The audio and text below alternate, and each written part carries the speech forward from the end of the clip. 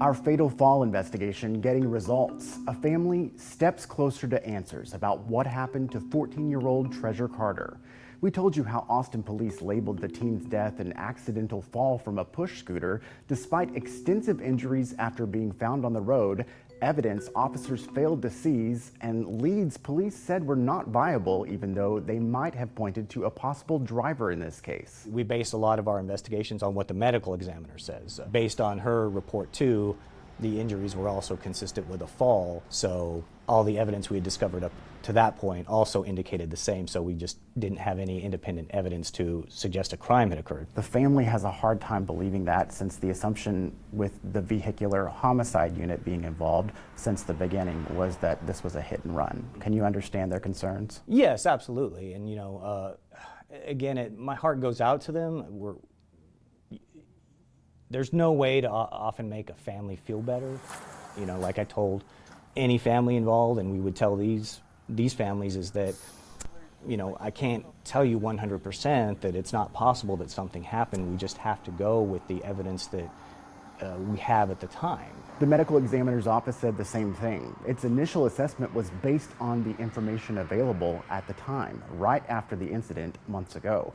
Back then, a lot of what we've since obtained was not available. The police report, body camera video, and the opinion of several independent forensic pathologists who reviewed the evidence and came to a very different conclusion, that a vehicle most likely hit Treasure. As police instead pointed to her death as an accident, the ME only performed an external exam and scan. But one expert tells us if police had reported this to the ME as a hit and run, a full autopsy would have been preferred.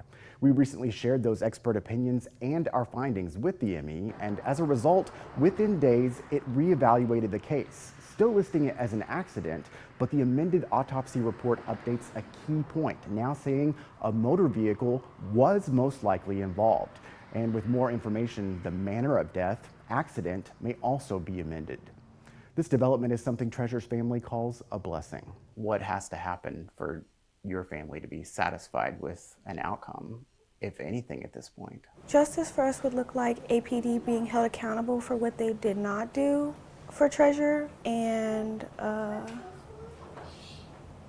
I guess to find the person that did this still. We will keep you updated with any new developments in this case from police. We have learned the detective involved in this investigation has since resigned, we're told for unrelated reasons.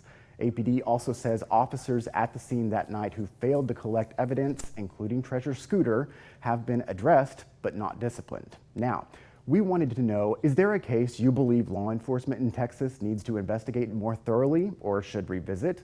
Report it to our team. We're looking for tips with specific evidence in those cases and proof of what might have gone wrong. Email us at reportit@kxan.com or find the Report It link, plus other helpful points of what makes a tip more likely to turn into a KXAN investigation in this story in the investigative section of KXAN.com.